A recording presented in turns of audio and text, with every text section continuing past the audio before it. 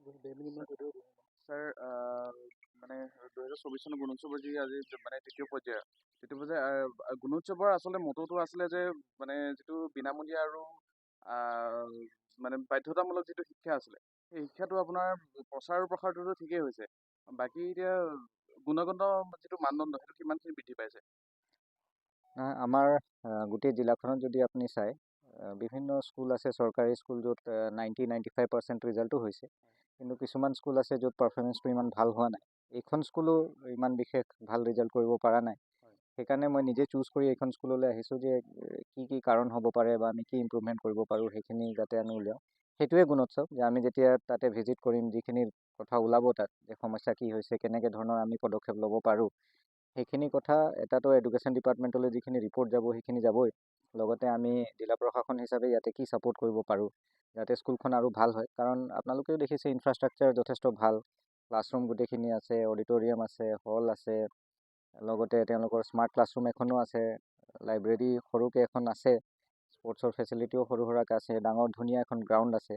কিন্তু overall academic পাৰফৰ্মেঞ্চটো আমাৰ ইমান স্কুলখনৰ ভাল হোৱা নাই। লগতে আমাৰ এতিয়া কমিউনিটি লাইব্ৰেৰী এখনো বনি আছে এডুকেশ্যন ডিপাৰ্টমেণ্টৰ ফালৰ পৰা। চ' মই ভাবোঁ এইখন স্কুলত স্ক'প আছে যে আমি ইম্প্ৰুভ কৰিব পাৰোঁ। সেইকাৰণে মই নিজে চুজ কৰি আহিছোঁ যে কাৰণ যোৱাবাৰ মেট্ৰিকত এইখন স্কুলৰ ৰিজাল্ট আপোনাৰ এৰাউণ্ড 21% হৈছে।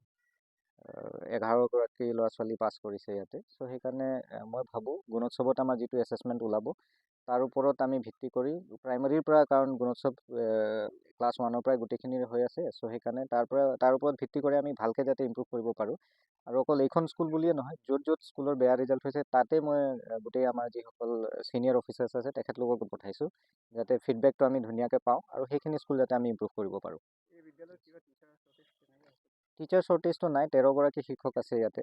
চ' মই ভাবোঁ আজি গাৰ্জেনসকলৰ লগতো মই কথা পাতিলোঁ, তেখেতলোকৰো যথেষ্ট উৎসাহী হৈ আছে আৰু আগন্তুক দিনত ভাল ৰিজাল্ট কৰিব বুলি এতিয়া 2মাহমান আগতে মই ডিষ্ট্ৰিক্ট লেভেলত এখন ডিছকাশ্যন পাতিছিলোঁ যে বেয়া স্কুলবিলাক কেনেকৈ ভাল কৰিব পাৰোঁ বুলি। সেই ডিছকাশ্যনৰ পিছত তেখেতলোকে ৰেমেডিয়েল ক্লাছো আৰম্ভ কৰিছে বুলি জনাইছে, লগতে ড'ৰ টু ড'ৰ ভিজিটবিলাকো ইম্প্ৰুভ কৰিছে। চ' মই ভাবোঁ এইবাৰ যোৱাবাৰতকৈ ভাল ৰিজাল্ট হ'ব বুলি আশা কৰিছোঁ। আৰু টাৰ্গেটটো মই এতিয়া তেখেতলোকক গাৰ্জেনসকলৰ আগতো কৈছোঁ যে আপোনালোকে সকলোৱে মিলি আমি এইবাৰ 70% বা 80% সেইটো ভাবিব নালাগে, আমি 100% সকলো ল'ৰা ছোৱালী পাছ কৰাব লাগিব। সেইখিনি আমি মানে ইচ্ছা প্ৰকাশ কৰি সেইখিনিৰ ওপৰতে আমি জোৰ দিব লাগিব, চেষ্টা কৰিব লাগিব। স্যাৰ যোৱা বছৰ এই বিদ্যালয়খনে A গ্ৰেড পাইছে গুণোৎসৱত, কিন্তু তাৰ মানে সমান্তৰালভাৱে তাৰ যিটো ফলাফল মানে প্ৰৱেশিকা পৰীক্ষাৰ যিটো ফলাফল সেই ফলাফলটো খুব মানে দুখদজনক। এই মানে কাৰণটো কি বুলি ভাবে?